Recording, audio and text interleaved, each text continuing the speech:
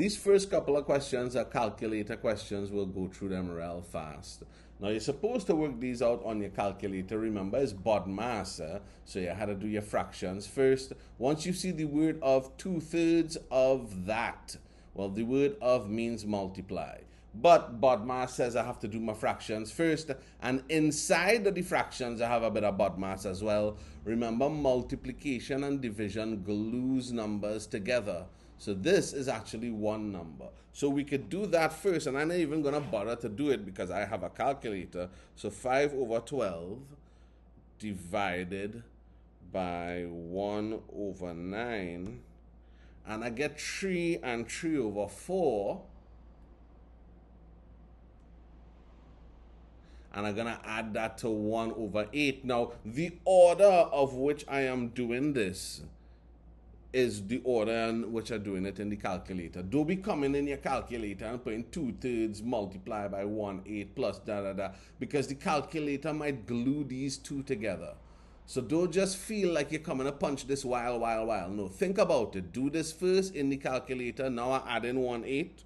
So plus 1/8 will give me 3 7/8. So this entire thing is 3 7/8. Well, sorry to hear that, Jabari. You know what to do. Multiply by 2/3. So now I'll multiply by 2/3. Multiply by 2/3. And I wish I had like a calculator thing to show you all the calculator, right? I'm working on that actually. So that is 2 7/12. So you get that, right? Just checking. I got 31/12. Yeah. Yeah. No. But you see, this is working here in terms of the steps of your thinking. So the steps of your thinking, don't just go straight to the answer. Definitely show them how you're thinking, Sarah. Right? And guys, when you ask questions, feel free. I know you just like to ask questions directly to me, but feel free to ask questions in the group for everybody to see, right? Because when I'm answering questions, I seem like I'm mad, right? So yeah, this one here, you can see I have a piece of madness. It's also BODMAS, so I'm gonna do the divide first. You gotta be careful punching this one in. Be real careful. 26082 divided by 52164. All right, so that is 314.2 minus 0.5. That 0.5 kind of threw me off, you know. 313.7. Thank you very much. Watch how I would have lost marks today, right? Yes, we had to write it in standard form. Writing it in standard form means that you want your decimal place between the 3 and the 1, because 3.137, this is between 1 and 10, right? So the number in standard form must be greater than or equal to 1, but it has to be less than 10. So it can't be 10. Right? So it can't be double digits in front of it, right? So you have that multiply by 10, and you move this, yeah. 1, 2, yeah. 10 to the 2. All right, yeah. Jim packed several cases of fruit juice. Right? So Jim packed several cases of fruit juice for sale, right? Now look at how I just read that question. I'm marking. I say, all right, does it have any information there for me? No. All right, no information there, right? I'll go on. Each case contained 24 boxes of juice. So when I was doing the question, because I did come and look through it before, I come and I put a big box here, and I say, all right, that each case, this is a case, and inside of that case are 24 boxes, right? I like things visual, yeah? And so you realize that every little piece of information I get, I want to, represent it somehow. In 3 different varieties, apples, oranges, pineapples, in a ratio 2, 5, 1. So I come and I say, well, all right, 1 is the pineapple. So I put like this thing here represents 1. And then 5 of these, because all of them had to be equal, 3, 4, 5 of these, right, will represent my oranges. and then 2 will represent the apples, yeah? So just a little visual thing, yeah? And of course, we know that with ratios and proportions, well, this is the ratio 2 to 5 to 1 compared to each other. But you get the proportion when you add all of them up to get out of 8. So this section here is 1 out of 8. All of them make up 8, yeah? This section here is 5 out of 8. So we have 5 out of 8, 5/8 oranges. You know, let me not over explain a ratios question, but if anybody does have any questions, hit me up, right? So yeah, Alicia, you have that right there. How many boxes of pineapple juice were packed in each case? Well, a case have 24 in it, and you could see 1/8 of the case. And yes, we will get 3. The algebra is a little bit faded, but what it says here is x squared minus 49. This is a difference of 2 squares, where you have a squared minus b squared. You just take the a and the b and you factorize it like this. This is the formula I'm showing you here. And so you could see we have a x squared minus 7 squared, because 7 sevens are 49. So you had to look out for square numbers, right? Once you see that minus and you see a square there, you should be thinking about this, yeah? So this will go to x plus 7, a and b, and then x minus 7. A is 1, so that means I need to find 2 numbers that when I add them, I will get the middle number here, 2, and when I multiply them, I will get this n number here, negative 35, yeah? I see in 7 and minus 5, because 7 minus 5 is 2, and then 7 multiplied by minus 5 is negative 35, right? So 7, so that means that I'll have x plus 7 here, and I will have x minus 5 over here. Now they say, hence, simplify the expression. And so you can see we have the top one and the underneath one there. The top one is what? X plus 7, x minus 7. So x plus 7 over x. No, what am I doing? All right, x plus 7, x minus 7. And then x plus 7 over x minus 5. No, x plus 7 into x minus 5. Nice. And well, I could immediately see here that the x plus 7s will cancel, and I'll end up with x minus 7 over x minus 5. I don't feel I could really separate that anymore. Rearrange the formula shown to make m the subject. Well, I love these. This is easy. What do I have here? K minus m squared is equal to s. I'll throw across the k, so minus m squared is equal to s minus k. I could throw across the negative to get m squared is equal to minus s minus k. M squared is equal to, this is negative s plus k. This is a minus 1 that multiplying throughout, right? And m will be the square root of, and I could just be polite like a good mathematician and use my associative law and put the k first, k minus s.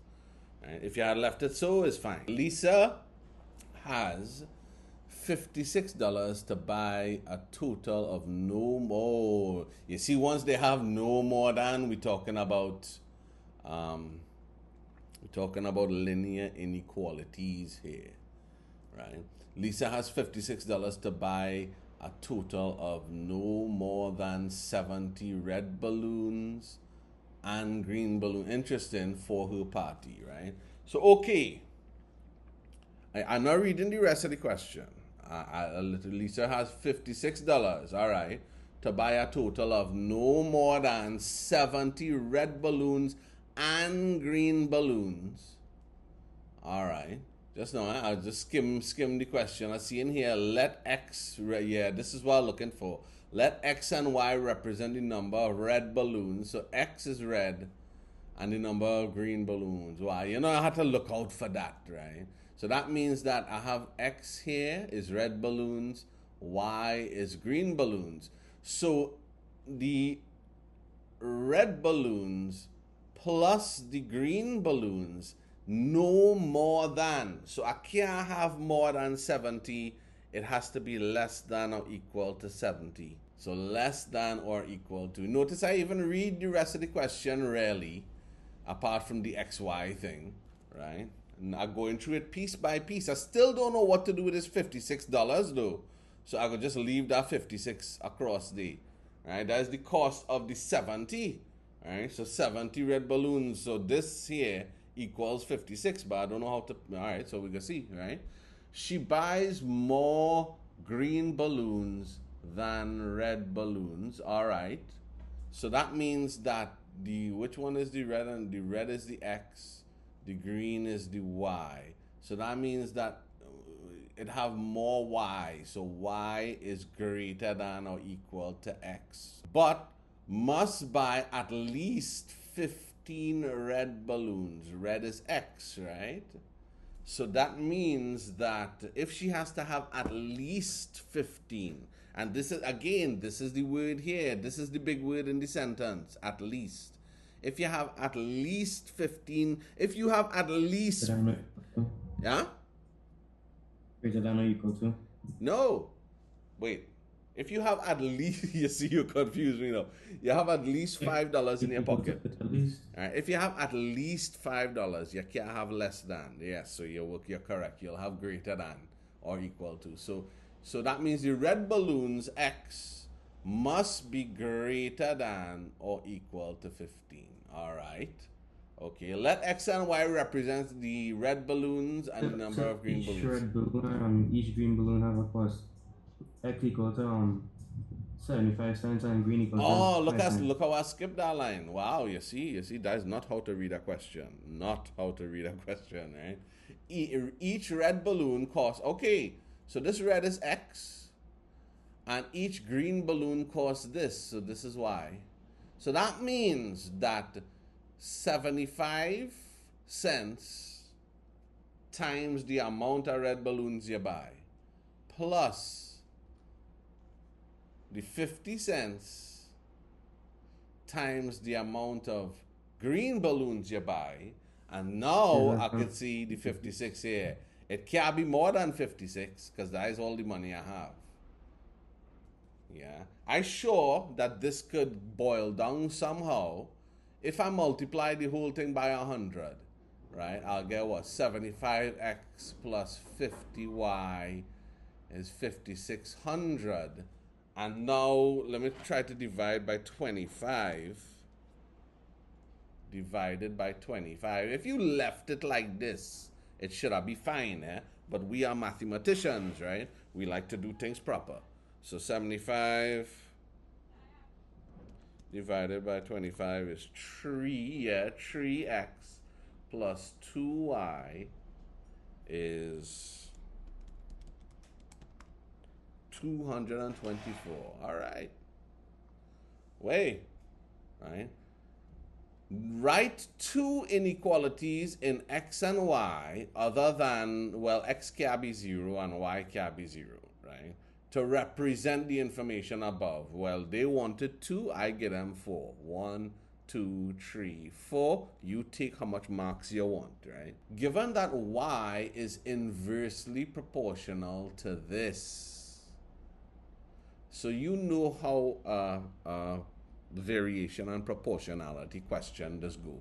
The minute I see inversely proportional, so y, 1 over. Yeah, 1 over, exactly. Y is proportional to 1 over this guy here, x minus 2. And if it was directly proportional, you wouldn't have the 1 over. You would have just have y is proportional to that, right? So now you put your general equation, y is equal to k multiplied by that, which is y is equal to k over that. And please put where k is a constant. because you can't be coming and introducing variables just so without saying what that variable is supposed to be. Yeah, so the k is the constant of proportionality, and that constant is necessary in order for you to change this proportionality sign into an equal sign. Yeah, that is the reason for k. So k is equal. Huh? Well, let's see, because now, just like every variation and it only have one variation and proportionality question. There's asked the same question every time. So next, they will give you a value of x and y, just so you could find k. Yeah, and so you could see that when x is 11 and y is 9 implies that 9 is equal to k all over 11 minus 2. Well, look at that, right? 9 is equal to k over 9. So 9 times 9, k 81. is 81. Yeah. All right. So now that means that I have my specific equation now. 81 is k over x minus 2. And seeing that I have my k, now they will actually give me something to find. Find the value of y when x is 29. So when x is 29 implies, right? Y is 81 all over 29 minus 2. Y is 81 all over 27. Anybody? Where's that? 3? All right. The diagram below shows a regular hexagon LMNOPQ. Okay. Whose side is 8 centimeters. Look, I put an 8 there. And you can see a hexagon is 1, 2, 3, 4, 5, 6. Hex is 6, right? Show that the value of the angle PQL is 120 degrees.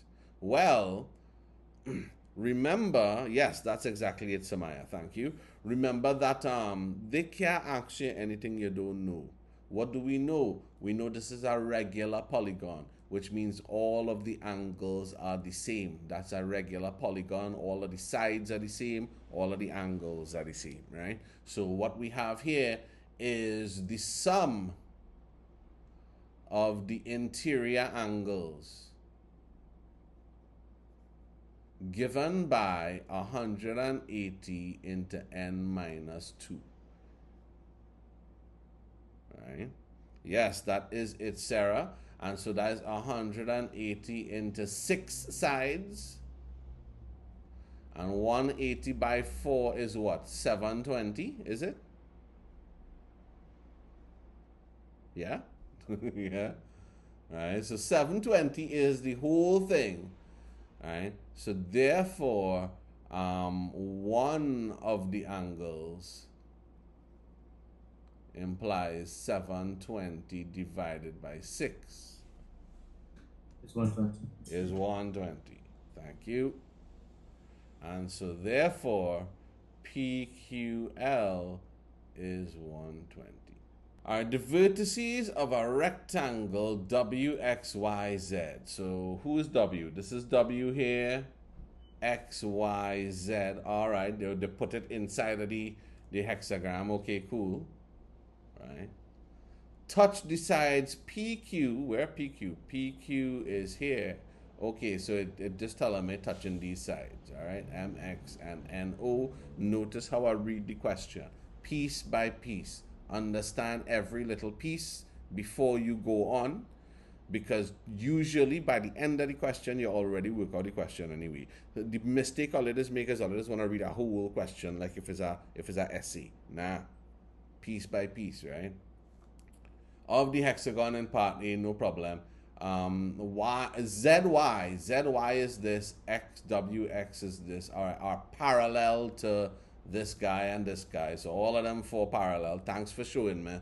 Calculate the value of the angle LWX is this. Well, we know that This here is 120. We know that this is 120. Because these are of the hexagram itself. This here is a trapezium. And because these are parallel lines and these are transversals, means that this angle is equal to this angle. So what I could say is that the angles in a quadrilateral equal to 360 degrees. Therefore, you have angle W plus angle X plus is equal to 360 minus these two 120s here. Alright, so the two of them, W plus X, is, alright, 120. Since because both angles are the same, you divide by 2. Implies exactly that W is 120 divided by 2, which is 60 degrees. In the following parts, show all your, so we have an angle construction here. The field of a sports club is in the shape of a quadrilateral RSTU. A scale diagram of this field is shown. Scaled. Oh, scaled, I see. Oh my goodness, right? The lamppost is to be erected on the field at a point marked L. So I had to figure out where the point L is, so that the floodlights can be installed. The point L should be located in such a way that L lies on the perpendicular bisector of UR. So that means that I'm gonna make a little sketch first. I have a UR over here. The perpendicular bisector is the line that cutting UR at the midpoint and it dropping perpendicular to UR. Yeah, so that's your perpendicular bisector there. And the angle LST equals 30 degrees. So that means that L has to be along this line somewhere, right? L is located in such a way that L lies on that perpendicular line, so it's a line on this line. And the angle LST equals 30 degrees. So I have ST, so wherever L is somewhere here, LST had to be 30 degrees. So that means I have a 30 degree angle coming up here. All right, this is 30 degrees here, and that means this will be the point L. Now they give you a scaled diagram. And of course, I don't have a geometry set here, but what I'm gonna do, you can see here from the sketch, we have to just draw a perpendicular bisector. Then we have to draw a 30 degree angle, and where they intersect is where, is where the point L is. So the first thing I had to do is a perpendicular bisector between U and R. So what I'm gonna do here with my compass, you come to one point, you open the compass more than half, yeah, lock the compass there, you give me an arc on the top, and this is why I hate using the software, all right, and an arc on the bottom, all right, and then with the same compass opening from this side, and an arc over there. All right, cool. Okay, done. Yeah, it's a little glitchy now, so it is, Right, so that there now should give you, actually I'll leave it on this one, your perpendicular bisector, and I will draw it coming straight through. All right. All right, so I have my perpendicular bisector. Now I had to draw a 30 degree over here So in order to draw a 30 degree, what I'll need to do is draw a 60 degree and bisect it. So I'll come from the point S, then I'll cut one here. No, I'll cut one all the way up. Yeah, all the way up like that, right? And then I'm gonna come on this point with the same compass opening. And I'm gonna cut here. And this line should be 60 degrees. Let's check it. Yeah. Wait. Oh, no, yeah. I was looking at the wrong line. Yes, it's about, ooh, that's exactly 60, man. Like a boss. All right, cool. And so now I just have to bisect that. So what I'm going to do is I'm going to come from this point up here, and then from this point with the same opening, hit an arc there, and this should be a 30 degree angle here. Wait, come on. Right, so we now cut that 60 degrees in half. So we have 30 by 30, and we could plainly see that this here is the point L. Please label these things here. This is 60. This is 30. Okay, back to the magic. I feel we could finish this maybe by 5. You know, we're going at a good pace right now.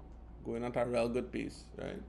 The line segment joins the point C, that, to the point D, which is that. That and that, right?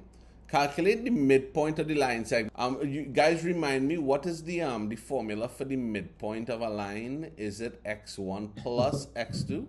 Yeah, over 2 and y2 plus y1 over 2. Right. Well, since it's a plus, it's commutative, right? So over 2. So I have the x values here. So that will be 7. Well, let me call this x1 and x2. Right? So that is minus 5 plus 7 over 2. And then the y values is 6 plus 2 over 2. So that is 2 over 2 and what? 8 over 2, which is 1/4. Thank you. Yes, sir. Isaiah, did you do the question or are you just doing it now? Did you do the paper? No, I'm just doing it now. All right, yeah, cool. Well, thanks for the assistance. Find the gradient of the line segment CD. So that's negative 5, 6, 7, 2. So C is negative 5, 6. D is 7, 2. And we'll call this x1, y1. We'll call this x2, y2. And of course, the gradient of the line M is y2 minus y1 over x2 minus x1. So y2 is 2, and it doesn't matter. Remember, for those of you who don't know, I could have named this D over here. I could have put that as x1, y1. And I could have put this as x2, y2. So it doesn't matter, right?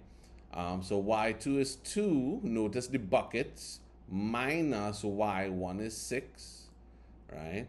Over x2 is 7. Notice the buckets. Minus x1 is minus 5. That double negative there is the reason why we use the buckets, right? So this is negative 4 over 7, 8, 9, 10, 11, 12, which is what? Negative 1/3. Determine the equation of the perpendicular bisector of CD. Where's C again? Negative 5. Negative 5, 6. D is 7, 2, right? The gradient of CD was minus 1/3, right? So therefore, the gradient of the perpendicular bisector. Interesting. Oh, perpendicular bisector. Notice in part 1, they told us to find the midpoint So the midpoint of this is 1, 4. We'll need that, right? So the midpoint, big M, is 1, 4. And we'll see why, right? Determine the equation of the perpendicular bisector. So imagine this is the x and y. This is -5, 6, so this is about here. And this is 7 on the x and 2, so this is about here. So this is C and this is D. This here is your 0.14, your big M. And what they want is the perpendicular bisector is this. And they want the equation of this line. So this point is on the line. The 0.14 is the point that's on the line. And the gradient for that, right? Recall, what's the gradient for it? 3. All right, very good. Right. So the gradient for perpendicular is M1 multiplied by M2 has to be -1. So therefore, if one of them is a third, the other one has to be 3 in order for you to get -1. So therefore, the gradient for the perpendicular line is 3, right? And they're at the point 1, 4, we have y is equal to mx plus c. Y is equal to 3x plus c at the point 1, 4. X is 1. 4 is y. So therefore, c will be true. Across the tree, you'll get 4 minus 3 is 1. Right? So c is 1. So no Samaya. Right? So therefore, the equation is y is equal to 3x plus 1. So we got the gradient for this line CD to be m is -1/3, right? So when you multiply the gradients of perpendicular lines, you must get -1. This is a big thing that they like to ask you. They're probably going to ask you the same question for your exam, right? They love to ask this. So when you multiply, so that means that if the gradient of this one is -1/3, then the only way for you to get -1 is if the gradient of the perpendicular is 3. That's the only way the two of them could multiply to give you -1. Right? So the gradients of perpendicular lines will always give you -1 is the rule here. So therefore the gradient, they ask to determine the equation of the perpendicular bisector, which is this line. So the gradient of it is 3. Right? And this is the point here. The point C and the point D do not pass through this perpendicular bisector. The only point that actually passes through that is the midpoint. This point here, 1, 4. This point is on the red line. And is the red line the equation that I'm trying to find, right? Another line, AB, is parallel to CD and passes through the point 0, 1. So that means that they want to talk about another line, AB, passing through the point 0, 1. So 0 on the x, 1 on the y is D. And so we have this next one here. So we have AB. So this is AB. And it's parallel to CD. All right. So that means if it's parallel to CD, it have the same gradient. Yeah. And it passing through the point. So write down the equation of this line now. The equation of AB. Right? So this would be y equal to mx plus c. 1/3 plus 1/3. Yeah. So y is -1/3, same gradient, x plus c. And of course, now they're telling you it passing through this point here. So at equal 0, 1, yeah, x and y. So let me see, x is 0, so that means this whole thing gone. So C equals 1 because y going to be 1. All right, so therefore, equation of AB is y is equal to negative a third x plus 1. The table below shows the marks out of 10 that 40 students in a class gained on an essay writing test. So I have 40 students here, right? And there's marks out of 10. And notice that I don't have 3 and 2 and 1 and all of them things. Right. Calculate the student's mean score on the test. Well, to get the mean score, remember they can't ask you, they could only ask you what you know. Yeah. So what they'll ask you is, remember, mean is the summation of f times x all over the summation of f. So the summation of f is 40. So we need an f times x column here. And somebody help me out now. 4 3s are 12. 54. 7 8s. 56? Yeah, same thing. 56. 9 8s are 72. 50, right? When we add up all of that, what we get? 300. Yes, you are correct. So that'll be 300 over 40, which gives us, as your average score. The modal mark is the one that's the most popular. It has the highest frequency, which I think is this one, right? So the modal mark is 6. It's 6 they're asking you for, and not the 9. Right? So the modal mark is 6. The median, really, to find the median, because I had to first find the cumulative frequency here now. So the first one is 3. 3 plus 9. 9, 10, 11, 12, right? Help me out here. 12 plus 8 is 20. Right? 20 plus 7 is 27. 27 plus 8 is 35. And 35 plus 5, if you did it correct, you're supposed to get a 40 here, right? Now I had to come and say, well, Q2, so this should have been 1 mark here. Now I had to come and say, well, Q2 is a half into n plus 1, which means that I have a half into 40 plus 1, which is a half of 41, which is 20.5, right? So that means that the median Q2 lies between the 20th and the 21st person.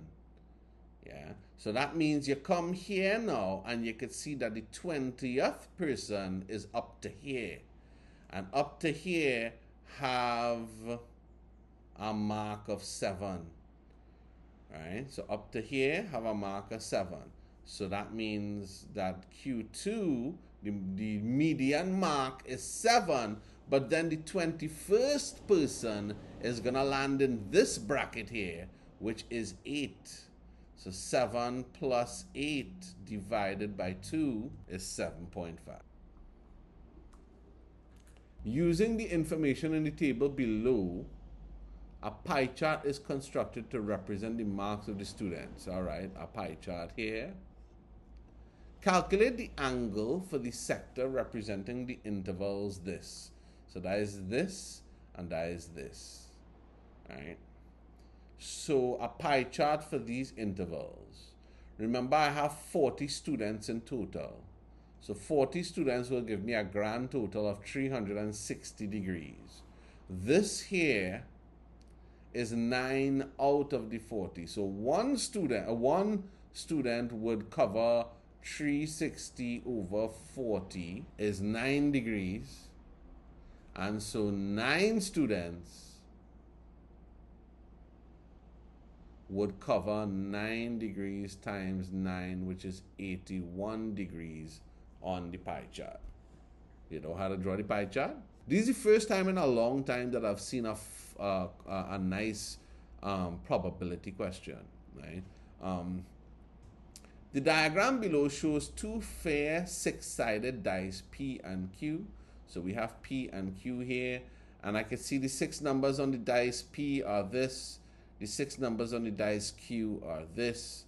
When the dice is rolled, the score is the number on the top. No problem. right?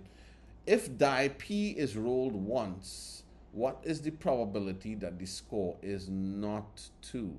So the probability of not 2. So what is 2? 2 is this one here. So out of 6, 1, 2, 3, 4, 5, 6. Out of 6 total, the not 2s is 1, 2, 3, 4, 5. You have 5 of them that is not 2. So the probability of not 2 is 5 out of the total, which is 6. That's 5 over 6. Die Q is rolled twice. What is the probability that the score is 1 both times? That means that when you roll it the first time, you want the probability of rolling a 1, and you want the probability of rolling a 1 again the second time. So you want to roll a 1 and a 1. Remember, and is a big word here. And means multiply, and or means to add. Yeah. So it's the probability of 1 and of getting a 1 and the probability of getting a next one. And remember, getting this one doesn't depend anything at all on this here. So this is not a conditional probability, because this roll in here does not affect the second roll at all. Conditional probability is when the first roll affects the outcome of the second roll, right? So the probability of rolling a 1, this is dice Q. So dice Q is 1, 2, 3, 4, 5, 6. So that's out of 6. And how much ones do we have? 1, 2, 3. So that's 3 out of 6 times 3 out of 6, which is a half times a half, which is 1 over 4. A 1 in 4 chance that if you roll the die twice, you'll get 1 both times. The die Q is rolled 72 times. Calculate the estimate of the number of times the score is 3. Die Q is rolled 72 times. Calculate an estimate of the number of times the score is 3. So where's the probability of rolling a 3 first of all? Right? The probability of rolling a 3 for die Q is 1 out of the 6. So 1 out of 6. That is the probability of rolling a 3. So therefore, if die Q is rolled 72 times, you have a 1/6 out of that will give you a 3. Yeah. So therefore, the estimated number of times you score 3 would be 1/6 of the 72. Each die is rolled once. The product of the scores is recorded. The product of the scores is recorded. The sample space diagram is shown below. So I have die Q here, and this is the numbers on the face of die Q. And I have die 1 here, and this is the numbers on the face of die 1. And they say each die is rolled once, and the product of the scores is recorded. So that means that if this rolls a 0 and this rolls a 1, then 1 times 0 is 0, all right? If this rolls a 1 and this rolls a 2, then 1 times 2 is 2, okay? And if this rolls a 3 and this rolls a 1, 1 times 3 is 3. So, okay. So we have, we multiplying the answers for the dice here now. Okay. Original. All right. Find the probability that the product of the scores is a 2 or a 3. So first of all, I have to find the probability of a 2 or the probability of a 3. Or is to add, right? So the probability of getting a score, the product of the scores is 2. Where's all of the 2? Well, first of all, the total amount, I have 6 here and I have 6 here. So the total, both of them will be out of 36. Right? The probability of getting a 2, well, I see in here, it have 4 2s here. How much 2s you seeing? 7. 5, 6, 7. So that's 7 out of 36. That's not a very pretty number. How many 3s do we have? 5. That is also not a pretty number. But 7, well, 2 ugly things is give you a pretty thing, I guess. 7 and 5 is 12, which is a 1 in 3 Yes, sir. chance. All right. In this question, use pi as 22/7, right? A piece of wire 61 centimeters long is bent to form a sector as shown in the diagram below. So that means that the perimeter of this whole thing is 61, right? And I notice that is a sector of a circle. So that means that this, you notice I even read the question yet. I just working out what I know already. I seen that this is a radius. So this radius is 18. That means that this also has to be 18 as well. So that means that 61 minus 18 times 2, right? 36, so 61 minus 36 is 25. So that means here had to be 25, this curved area here, right? So I done work out all of that. I even do the circle, the sector of the circles, P has a center O and a radius of 18 centimeters, all right? Show that the value of X here is approximately 80 degrees. Well, I already worked out what the length of the arc here is. And so the length, do I know? I know the length of an arc. That's why I know. The length of an arc, L, is theta, in this case is X, over 360. That is that fraction of the circle times 2 pi r. So this is the circumference of the circle, and this is that fraction of the circumference, right? So therefore 25 is equal to X over 360 times 2, I'll leave pi there, and I have 18. 18 times 2 is 36, right? Yes, sir. 36. So I have here 36x over 360, and that's going to be multiplied by pi. I'm leaving the pi there for now, and that's 25. So 36 and 360, so that means that 25, you know what? I gotta write this part first. That means x over 10. Am I getting that right? Pi Yes. is equal to 25. So now I throw across the 10. So pi x is equal to 250, because you multiply by 10, right? And now I could throw across the pi, x is equal to 250 divided by pi. And what is pi? 22/7. So that's 250 divided by 22/7, which is 250 multiplied by 7/22. Yeah, 79 and 6/11. Show that what? Yeah, approximately, yes. Yeah, approximately that. Sure. And the only reason why, well, could anybody tell me why we didn't get 80? And they know we wasn't going to get 80, you know. That is why they put the word approximately. Yeah, anybody could tell me why it is we didn't get 80? Because pi and 22/7 is the same. Yeah, because 22/7 is an approximation of pi. So the answer will not be exact. Yeah, pi itself is an approximation. So pi come and spoil the whole thing. Right? So can you explain this one over, please? No problem, right? So what we were saying, and see if you could follow me along, Kaylin. From the very top, they said that 61 centimeters is the whole thing. So this entire length here is 61.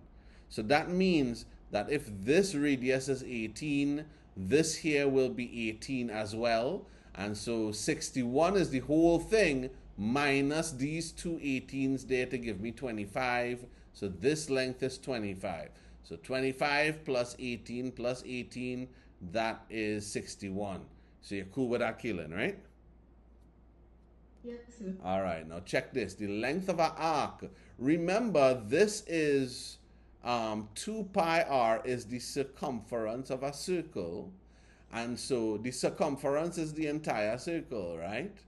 So if you want to just find a part of that circle, it'll be a fraction. That angle there, that angle over 360 represents the fraction of the circle. So you're finding a fraction of the circumference. That is the length of an arc. You could also use this method, the fraction of the area, pi r squared, if you want to find the area of it, right? So essentially, the fraction, remember this angle here, theta, right? Well, that is x. That is what I want to find. So it's x over 360 times 2 pi r, and that is equal to L, which is the length of the arc. This is the formula for the length of an arc. And so from there, it's just a matter of throwing things across. 18 times 2 is 36. So that is 36 multiplied by x is 36x. Remember, you can put this whole thing over 1, right? So the numerators will multiply, the denominators will multiply, right? So you have 36x here over 360, and I just kind of leave the pi there. I am messing with the pi right now. You see the 36 and the 360 boil down to 1 over 10, right? And then you have the pi is equal to 25. You follow me up to there? Yes, sir. Yes, sir. You think you're getting it down to the end there? I think I can, but I just want to like run through it. No problem. And of course, you know, I throw across the 10 over the 25, and that gives me 25 multiplied by 10 is 250. And then, of course, I have the pi left over after throw across the pi, so that's 250 divided by pi. They tell me to use pi as 22 over 7. When you're dividing by a fraction, you actually flip the fraction and multiply. So that's 250 multiplied by 7 over 22. And this is what I get, 79 and 6 over 11, which is almost 80. They say show the value of x. Show that the angle here is approximately 80. Well, I got 79 and 6 over 11, almost 80, right? So calculate the area enclosed by the wire. Well, we was just talking about that there. So the area enclosed by the wire, the area of the sector, thank you very much, Alicia, will be the fraction, which is 80 over 360. I'm going to use the 80 this time, right? The fraction of the area of the full circle, pi r squared, which is, where's this fraction here? 8 over, that's 2 over 9. So that's 2 over 9 of pi times 18 squared. 2 over 9 times 18 squared is 324 pi. So 2 over 9 times 324, so multiply that by, is 72 pi. Now, a good mathematician knows that pi is an approximation. So you could never get a true answer because of pi. And a good mathematician would leave his answer like this. But they tell you to use pi as 22 over 7. So we go with the approximation. But this is as exact of an answer as you could possibly get, 72 pi. But the area is 72 pi, which is 22 over 7, times 22 over 7 is 226 and 2 over 7. So, and that will be what? Centimeters? Yes, centimeters squared. And of course, if you have decimals, that is fine. The cylindrical block of cheese has a radius of 12 centimeters and a height of 8 centimeters. All right, I could see that here. A radius of 12 here, a height of 8 here. The cheese is divided into equal slices. So equal slices, all right, sure. All right, the uniform cross-section of a slice of cheese is a sector whose angle is 18 degrees. I'm seeing that here. Calculate the length of the arc AB. So the length of the arc, remember, oh gosh, and this is the next thing I kind of hate CSEC for, because they're testing you on the length of an arc again. Yeah, so they're testing you on the same thing twice, which makes no sense, CSEC, right? So the length of the arc will be 18, the fraction of that fraction, 18 over 360 of the circumference of the full circle. 2 pi times r, which is 12, right? So that length of the arc will give you, and that length of the arc is AB actually. So 18 over 360 is 1 over 20 times 12 twos are 24 pi, right? Which I guess we could say 24 over 20 multiplied by 22 over 7 is 3 and 27 over 35. And seeing that fractions is make all you uncomfortable is about 3.77 centimeters. That is the length of that, right? Determine the area of the curved face. Well, if this is 3.77, right, and this here height is 8, then what you even though it curved, what you're really dealing with, if you flatten it out, is a rectangle of 3.77 and 8. So therefore the area is 3.77 times 8.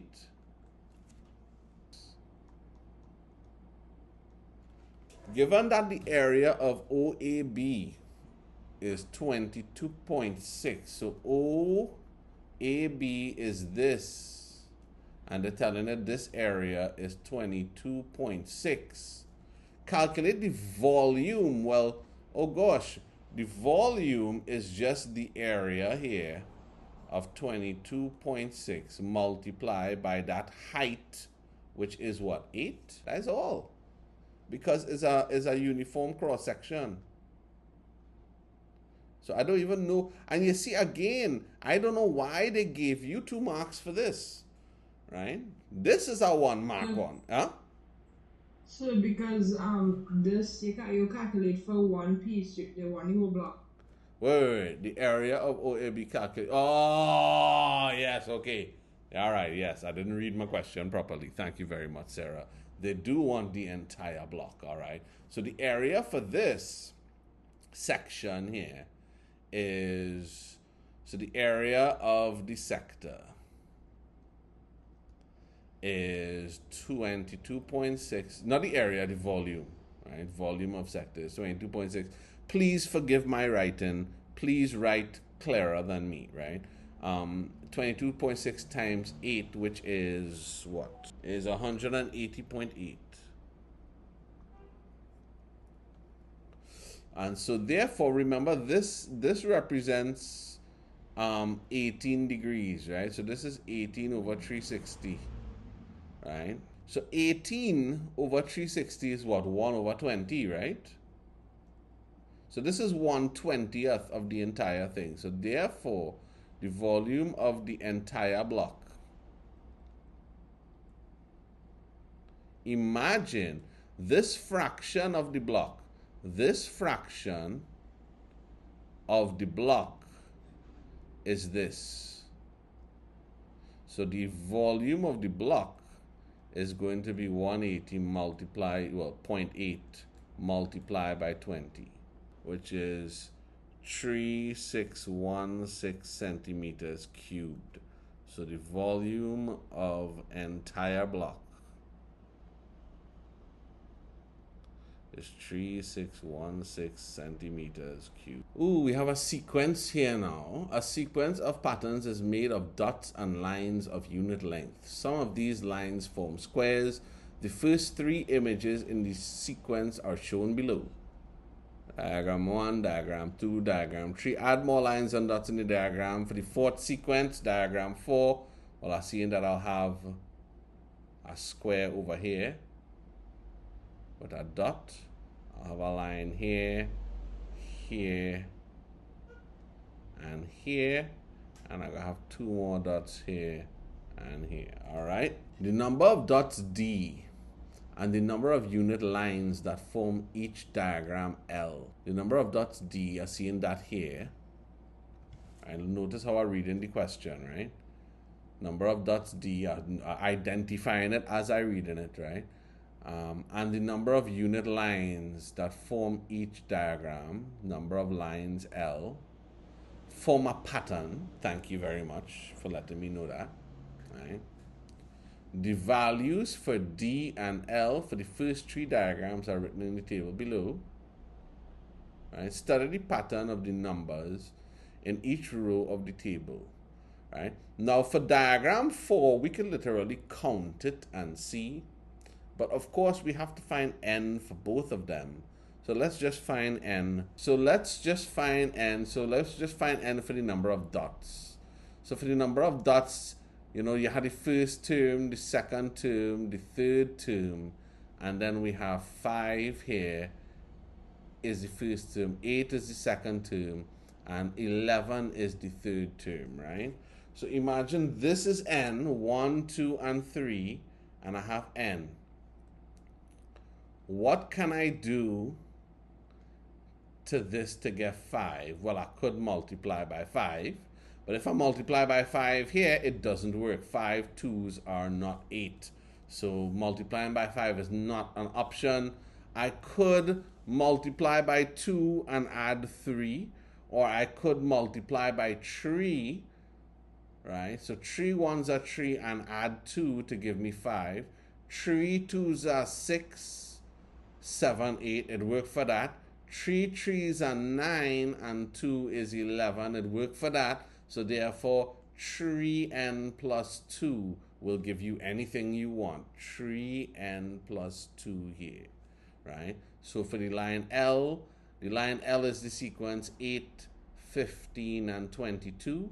And I have n here, 1, 2, 3. So what can I do to n to get 8? Well, I can multiply by 8 times 1 is 8, but 8 2s are not 16, so that does not, 8 2s is 16, but that is not 16, so that doesn't work, right? I could multiply by 5 times 1 is 5, plus 3 is 8. 5 2s are 10, plus 3 is 13. So I've gone below before, when I multiply by 8, I was above the 15. Now I'm below the 15. Now I reached 13. So maybe I had to go up more, right? Let me try 7. 7 times 1 is 7, plus 1 is 8.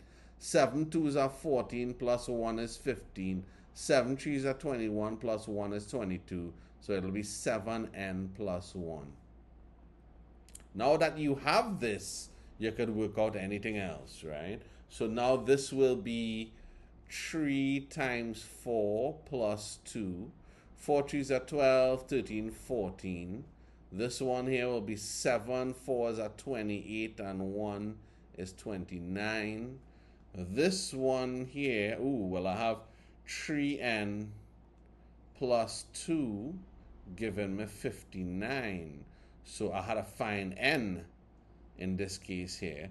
So that means that 3n will be, throw across the 2, that'll be 57. 59 minus 2.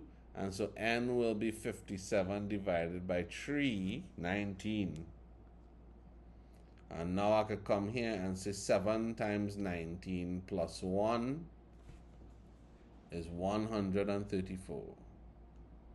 One of the diagrams in the sequence has 148 lines. Calculate the number of dots in this diagram. So L is 148. So I could use this to find which diagram it is. I could find N, 148. So 7N will be 147 because I throw across that.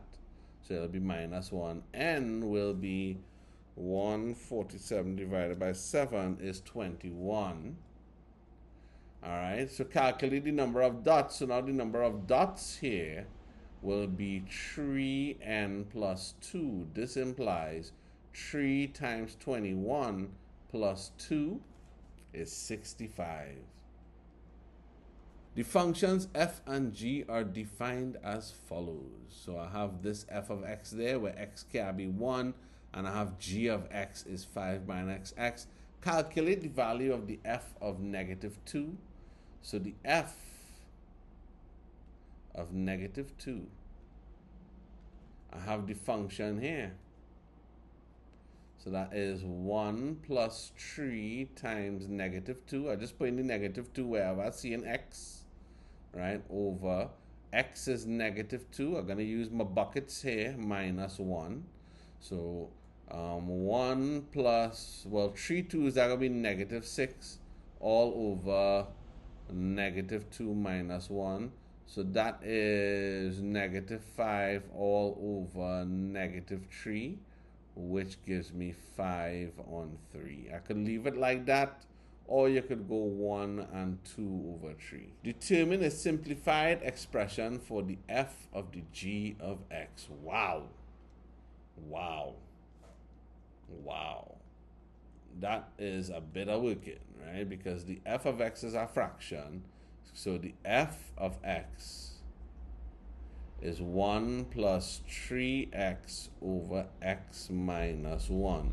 The g of x is 5 minus x. So therefore, the f of the g of x, I am taking the g of x and I'm putting it inside the f function. So in the f function, wherever I see x, I am replacing x with this, right? So that'll be 1 plus 3x, which is 5 minus x, all over x, which is 5 minus x, minus 1.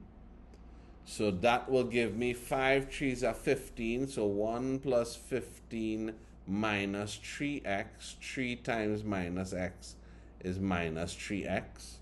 All over 5 minus x minus 1. I don't need the brackets there. So this gives me 16 minus 3x all over 5 minus 1 is 4. So it'll be 4 minus x. Derive an expression in terms of x for the inverse. Wow. Wow. All right.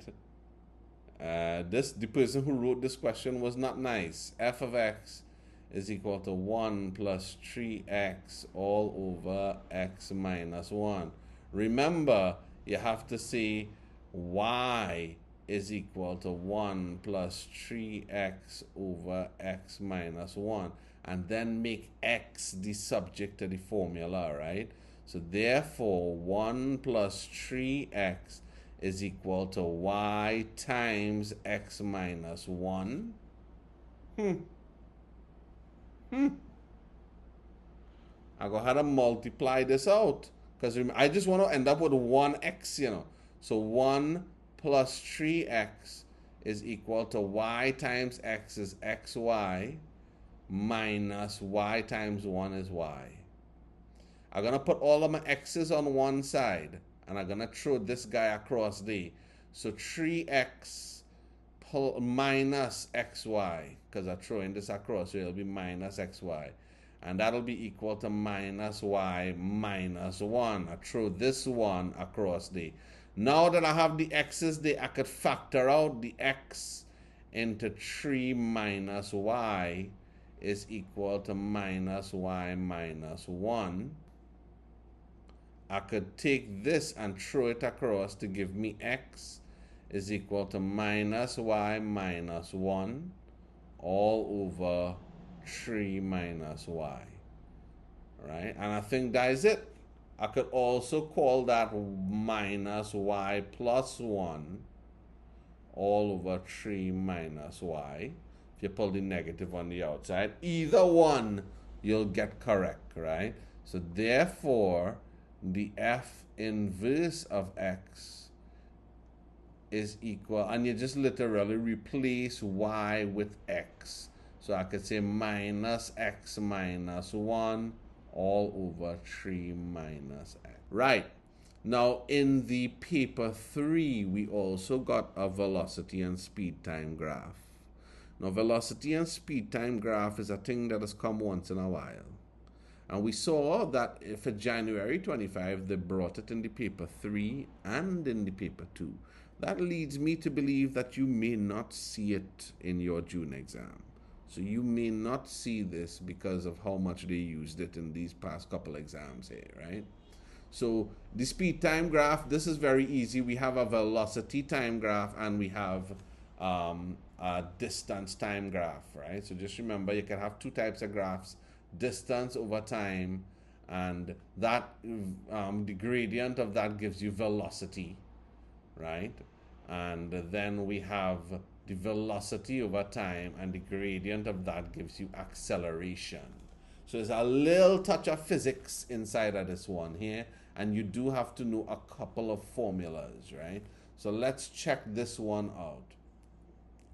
Complete the following statement. During stage 4, well, first I even read the top here. The velocity time graph below describes the journey of a car over a period of 70 seconds. Important information. So it starts from 0 and it ends on 70. Now, the journey is represented in 5 stages. This is velocity. So you notice here, for example, the velocity is 20. There is no change in velocity.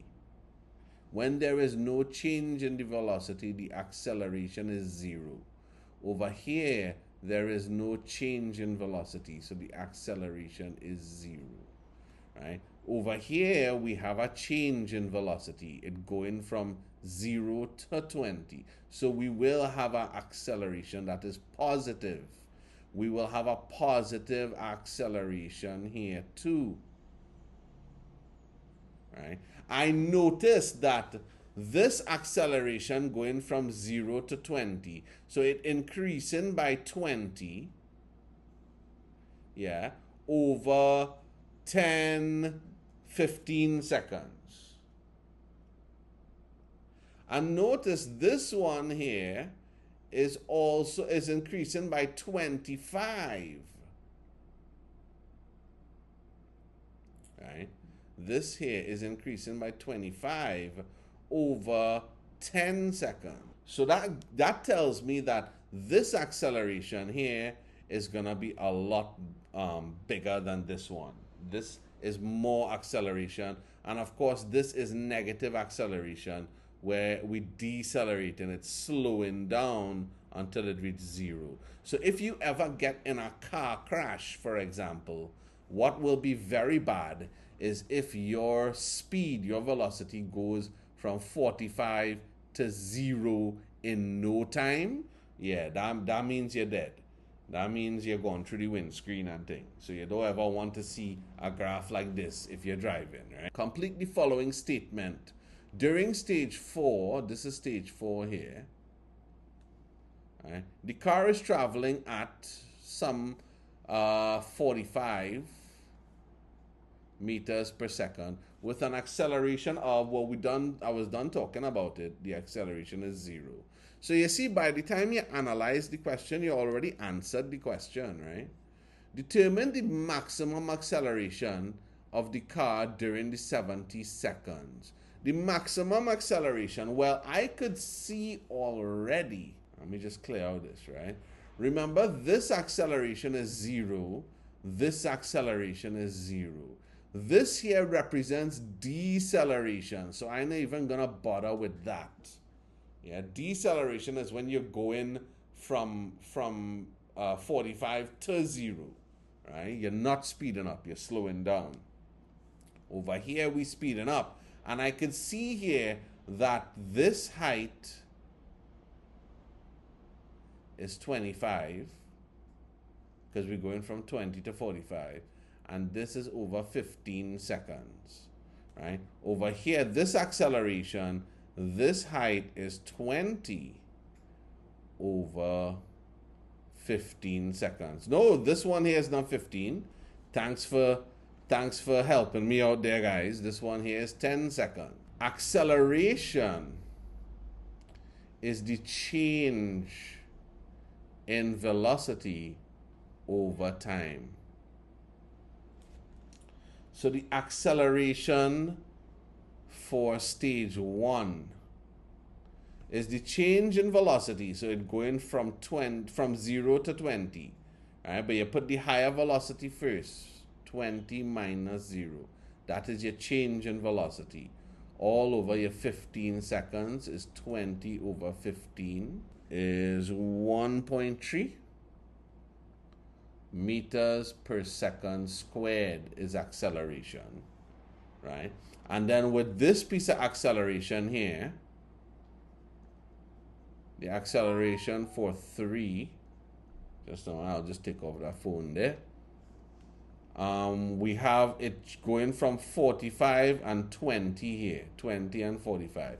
So we have a change of velocity, 45 minus 20, that is the change in velocity, all over 10 this time. So 45 minus 20 is 25, divided by 10 is 2.5. So therefore the maximum is here, 3. We already saw no acceleration here and here, and this is deceleration. So that is not acceleration, right? And so therefore the acceleration for 3 is maximum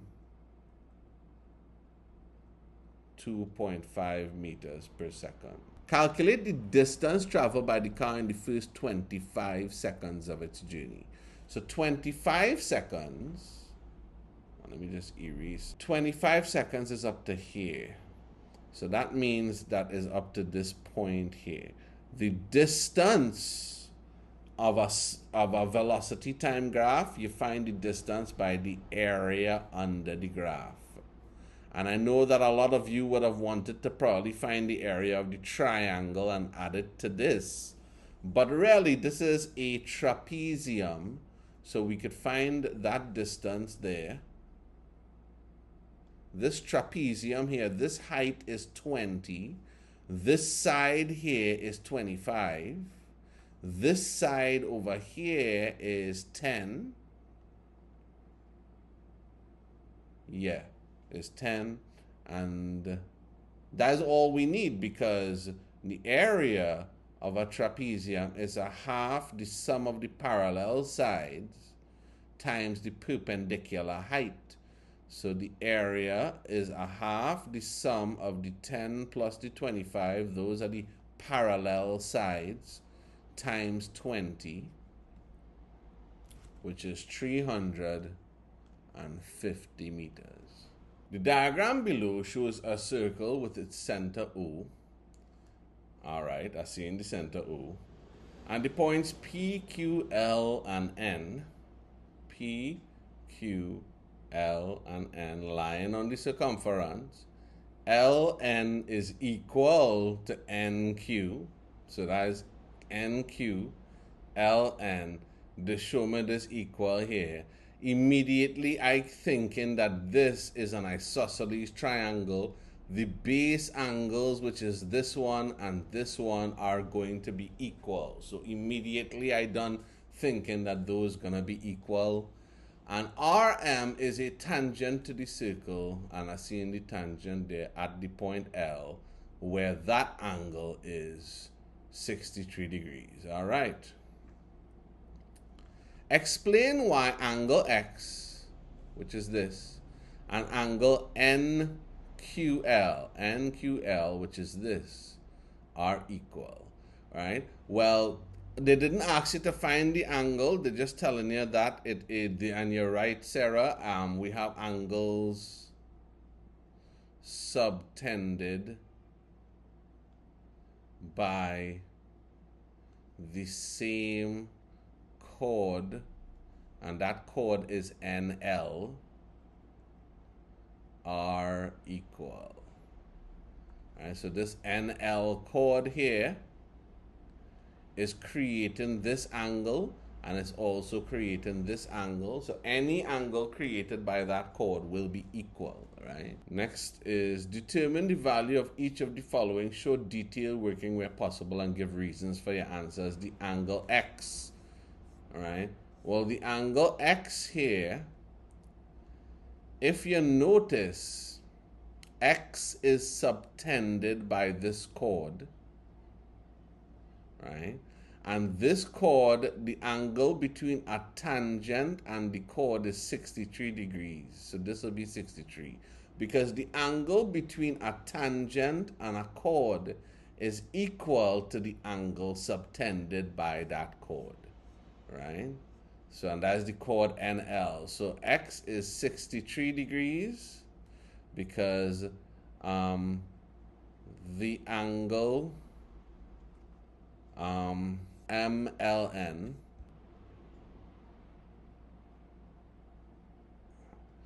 between the tangent and chord NL or LN, right, is equal to the angle subtended, and they want to see words like this. This is the language that you have to know to convince these people that you know what you're talking about, right?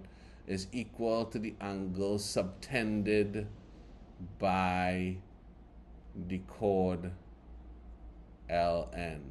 Therefore, X is 63 degrees, right? Angle Y. If this is 63, then this is 63. If this is 63, then this is 63. Because these are the two angles of an isosceles, right? So therefore, this will have to be 180 minus 63 by 2, which is 180 minus 63 times 2 is 54. So therefore, Y is equal to 54 degrees. That is 180 minus 63 times 2, right? And then you have to give your reason. So the reason is that the angle at Q is equal to the angle X, right? Because angles, they are subtended by NL or LN, right? Then you could state that NQL is isosceles. I hate to spell this word. And NQL is an isosceles triangle. So NQL is isosceles. Therefore, the angle Q is equal to the angle at L. Right? The angle at L, specifically QLN. So if you want to be specific about it, QLN. Right? So therefore, the angle at L is 63 degrees.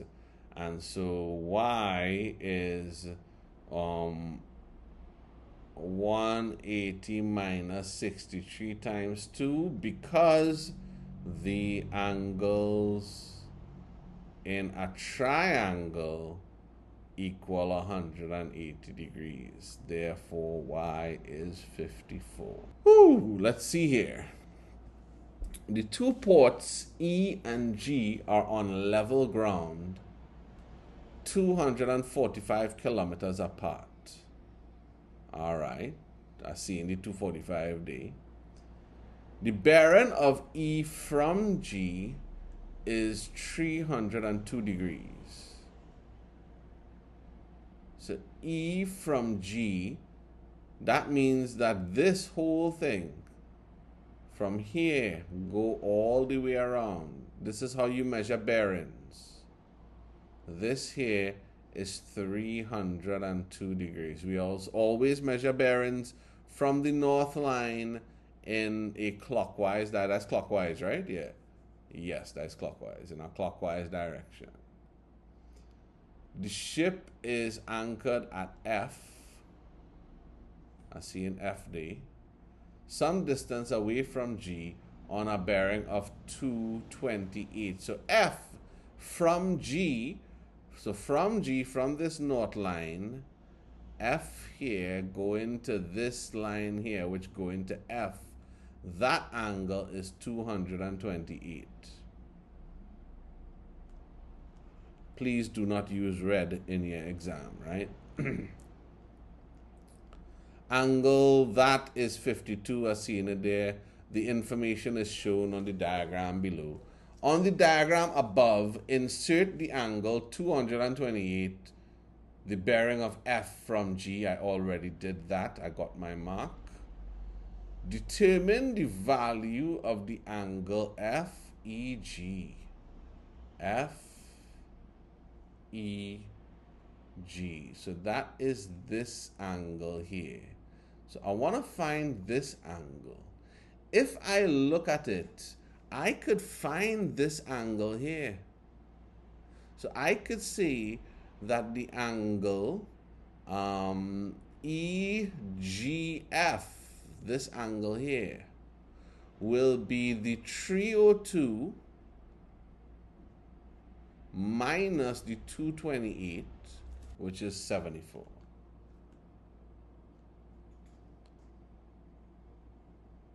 So that is 74 degrees here.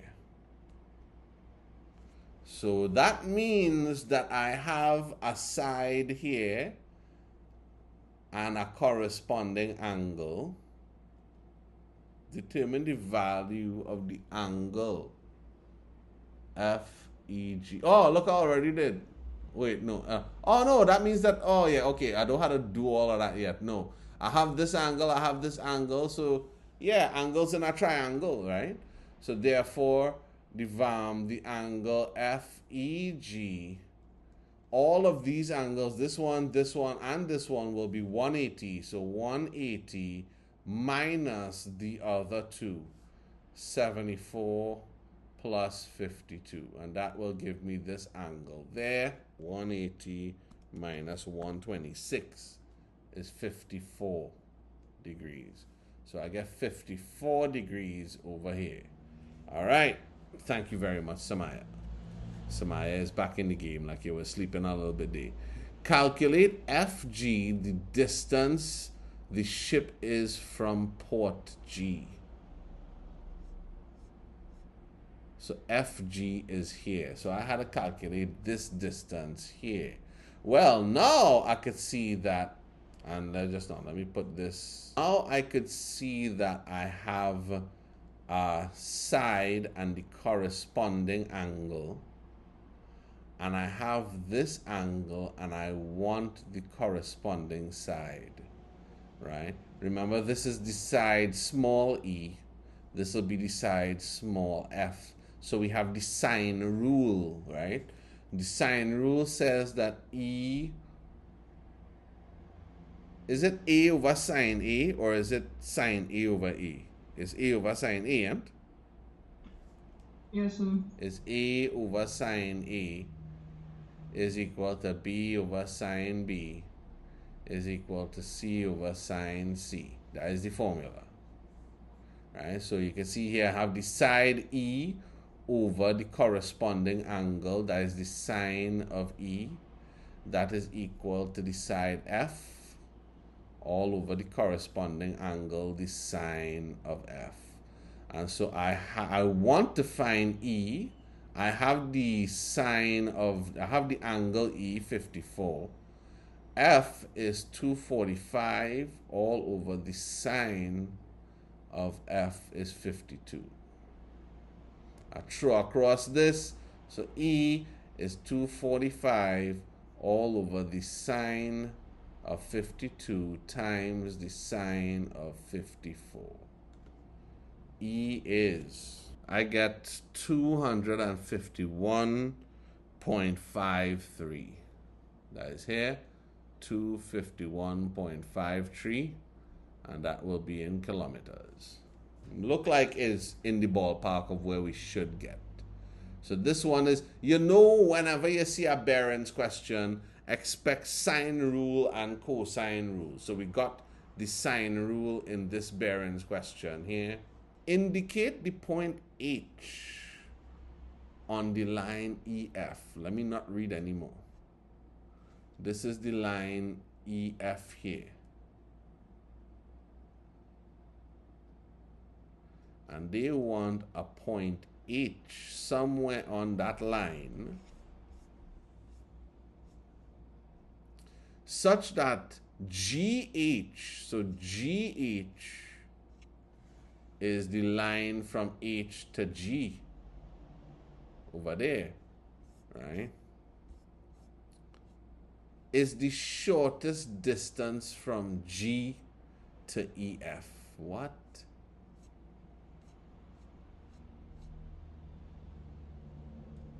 Oh, so they just want this line. Where does H have to be in order for this line to be the shortest? And the point H would have to be in such a way, I would say about here,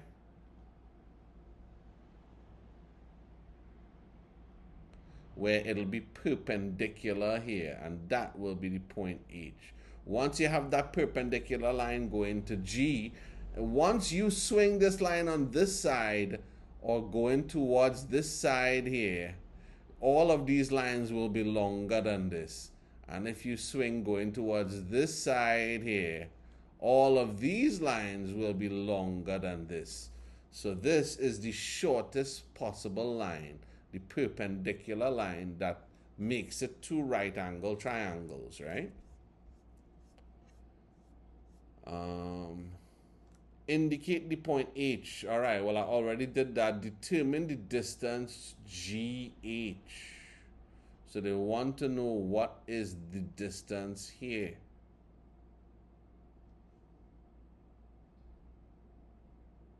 So we want this distance here. I know this is 90. I know this is, right, well look, this is the hypotenuse. This is the opposite of this angle here, 54. So I have this angle 54, and with respect to this angle, this is the opposite and this is the hypotenuse. So therefore, the sine of 54 is opposite over hypotenuse. So it's not even a cosine rule. This is a normal trigonometry, right? The sine of 54 is the opposite over the hypotenuse is 245. You throw over that, the opposite is 245 multiplied by the sine of 54. So that opposite side there is, I guess, Isaiah, sleep away. 190. I thought you were doing my calculator. Work for me, bro. You're sticking. All right. 198.21 is that line. And that is the line GH is 198.21. We have reached the end here now. Vectors and matrices. And we just at about 2 hours right now, So you see, you run it through real fast, easy peasy thing, man. All right. The diagram below shows the quadrilateral OLMN. So I have OLMN. Notice how I just read that question. In which O is the origin. So I immediately think in position vectors here now. All right. OL is in terms of 4y. I'm seeing that here. OM is in terms of 6z. I'm seeing that here. And ON is in terms of 2x. I'm seeing that here. The point A lies on LM. LM is this, I see in the point A, such that LA to AM is 1 to 2. So that means this one piece here will give you two pieces here. Yeah, so this one piece, that means that is 3 even pieces. So don't go and say it's a half. No. That is 3 even pieces. So therefore, LA, I can immediately see that LA is a third of the full LM. And the point B is on MN, such that MB is 2 parts to BN 1 part. So again, if this is 2 parts here, this will be 1. And so, again, BN or NB is a third of NM. A third of the entire thing. So you see, I'm analyzing and I'm making conclusions before I even read what the question wants. Yeah? Express in its simplest forms, MN, in terms of X and Z. So I want to drive from M to N in this direction. That means that in order to drive from M to N, I could drive from M to O and then drive from O to N.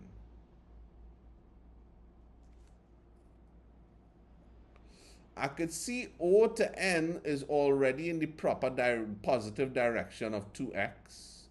I could see that I'm driving in this direction, and this is 6z going in this direction. So MO, the opposite direction, will be minus 6z. So that means that we have, well, yeah, that is it, 2x minus 6z. I mean, I guess I could pull the 2 out and say x minus 3z. Sure, I could do that. Right? Any one of them will be correct. Find in terms of x and y the simplest forms for ln. And they say in terms of x and y, right? So ln, let me just erase some of this madness here. ln. LOON. Just no, wait. ln, right? Yeah, ln. So ln, yeah. So ln is this. So I'll have to go ln. I'll have to drive from LO, and then I'll have to go to ON. Making this driver driving against the traffic, so it could be negative 4y plus ON is 2x, which will be 2x minus 4y, which is 2 into x minus 2y, and that is ln.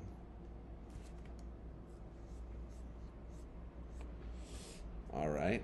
Show that AB equals to this madness here. 2/3 of, well, I don't know what. But let me see. AB is this. 2/3 ln. And what do I want to find? 2/3 AB. I have to show that AB is 2/3 2x minus 4y. Yeah, and from AB parallel to ln. Just now. 2/3 into 2x minus 4y. Did they say that? I did look in. Yeah, let me see. Ln is x minus 2x minus 4y. Yeah, 2x minus 4y. So this is Ln over here, right? 2x minus 4y. So yeah, so we could see here that this is Ln. So good observation. So we could see that AB is parallel to Ln. I don't know if that helps us, but let's see, right? 2x minus 4y. So if I want to drive from A to B, 2/3 I'll have to drive from A to M and then drive from M to B. A to M is 2/3 of LM, all right, plus and to B is 2/3 and then of MN. Yeah. 2/3 of LM. Well, we have LM. LM. Oh, is LM is you're actually doing that. So 2/3 of we had to actually how to work out LM is what you're trying to say. Right? LM is LO plus OM, which is LO is negative 4y plus 6z, which is 6z minus 4y, right? Plus 2/3 MN. Do we have MN? MN is MO. Yeah, look, we have MN over here. And 2/3 into 2x minus 6z. All right. Well, I could see something happening there because I could see that I'll have 2/3 times the 6. Well, 3 into 6 is 2. 2 2s are 4z, so that's 4z. And then 2/3 times this, that'll be minus 4 2s are 8. 8 on 3y, right? Plus 2 2s are 4 x on 3, right? Or 4 on 3x. And then we'll have minus 4z here. So the z's cancel. So we'll end up get 4 on 3x minus 8 on 3y. And if we pull 2 on 3 on the outside, we'll get 2x minus 4y, which is proof. That's your proof. Based on your results, state 2 geometric properties. Well, look, we already said that. We'll literally just take this. Ln is 2x minus 4y. So Ln is 2x minus 4y. And AB is 2 over 3 into 2x minus 4y. Therefore, AB is 2 over 3 times Ln, right? So the first geometric property, right, is that Ln is a scalar multiple of AB. And the second geometric property, as we were saying, Ln is parallel to AB. If they are scalar multiples of each other, then they will be parallel, right? Determine the values of the unknowns of each of the matrices below. The matrix equations below. Okay. One is an add and one is a multiply. And that is it. That's in the test, right? Okay. So when we add in matrices like this, we literally add the corresponding. So 4 plus x will give me negative 3. So 4 plus x is negative 3. And I can see here that x will be negative 3 minus 4. So x will be negative 7. And then I could see here that for this one will come from these two, negative 2 plus 8. So negative 2 plus 8 is equal to y. So y is equal to 6. Now how to find for A and C, right? This here multiply by this will give me the first one. Oh, I see what's going on. This one gonna be a simultaneous equations, right? Because 5 times A is 5A plus negative 3 times C is negative 3C, and that's gonna give me that negative 10. So therefore 5A minus 3C is negative 10, right? Then this row multiplied by the first column will give you this. So on this side we gonna have 2 times A plus 3 times C, 2A plus 3C will give me the 17. So therefore, this is equation 1, this is equation 2, right? So I had to find simultaneous equation. Say now, let me see, where's the quickest way? Where's the quickest way? 5A, let me see if we could use elimination. 2A